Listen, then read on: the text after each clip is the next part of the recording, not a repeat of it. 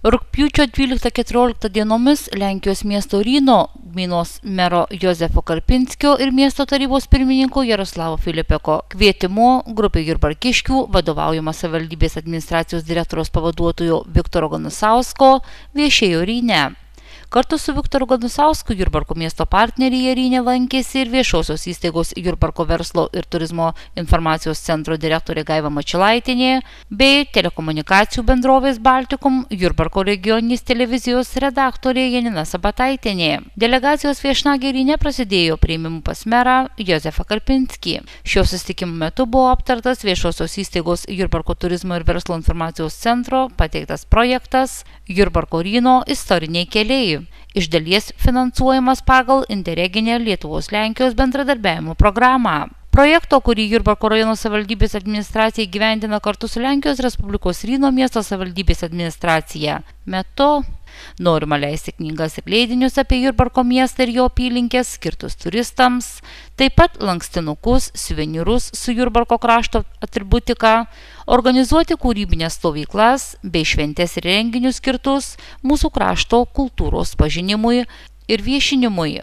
Jeigu projektas bus patvirtintas ir gaus finansavimą, dvaro parke bus įrengta apsaugos sistema, pavėsinė skirta lauko kaviniai bei įsigyta įgarsinimo įranga, kuri bus naudojama čia vykstančių koncertų ir muzikinių vakarų organizavimui. Įgyvendinus šį projektą Jurbarko dvaro parkas taptų dideliu turistų traukos objektu, nešančiu naudą tiek vietos verslininkams, tiek ir gyventojams, galintiems teikti individualias paslaugas reikalingas turistams. Būtent paslaugų sektoriaus skirto į miestą atvykstantiems turistams suteikimo gerąją praktiką ir buvo domimasi viešnagės Ryne metu. Žinome, kad važiuojame į miestelį, kuriame gyvena 3000 gyventojų ir atvykę čia pamatėm nepaprastai gerais įrengtą infrastruktūrą turizmo paslaugoms teikti. Aišku, didžiausias miestelio pasididžiavimas tai Viduramžių pilis, kurioje apie 400 kambarių.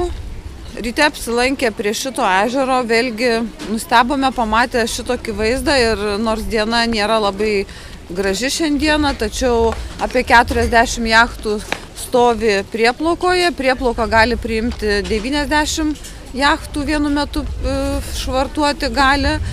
Tikrai turizmas čia turi didelės perspektyvas.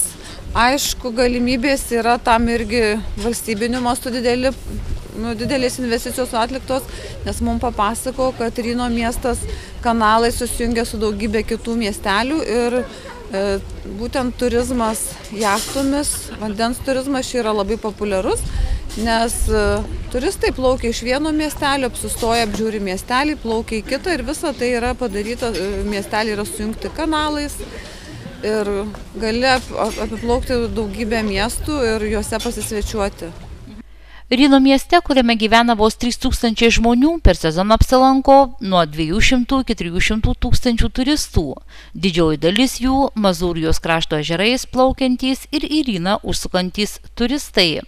Ryno miestas yra išsidėstęs tarp dviejų ežerų.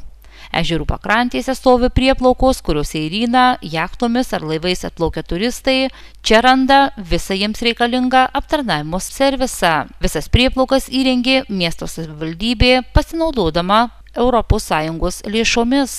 Lėšos gautos iš fondų ES, padaryta viso Mazūrijos krašto ežerų sistema. Šitų prieplaukų mane, sakykime, pirmas įspūdis labai pribloškė, nes tokio įrengimo nelabai įsivaizdavau, nes ir vanduo, ir elektra, ir žmonių srautas, ir tai, kad šitoje vietoje gali švartuotis 90 jachtų ir iš jų maždaug pusė yra jau šiandien ryte užimta, o tai dar po pietų laukia festivalis, renginys, tikrai dar, kaip teigia šeimininkai, kad turėtų visos vietos praktiškai užsipildyti ir ką mačiau registracijos numerius ant jachtų skaičius, tai irgi stulbinantis, numeriai ten 10 000, 12 000 su Lenkijos ženkliuku, tai pasako tai, kad tai yra jų pomėgis ir žmonės tikrai leidžia savo poilsiauti O kai žmonės leidžia savo poilsiauti, visiems yra puiku, gera ir malonu matyti. Ir žmonės matys visi turi pilną servisą, jeigu atvažiavę ryte turi kur įsiskalbti skalbinius, įsimaudyti duše, indus išsiplauti iš po nakvynės jachtoje. Absoliučiai visas kempingas, kuris pastatytas yra savivaldybės lėšomis ir tai tikrai negaila turbūt investuoti, kai yra šitoks žmonių srautas, žmonių noras praleisti savaitgalius kažkur ant ežerų.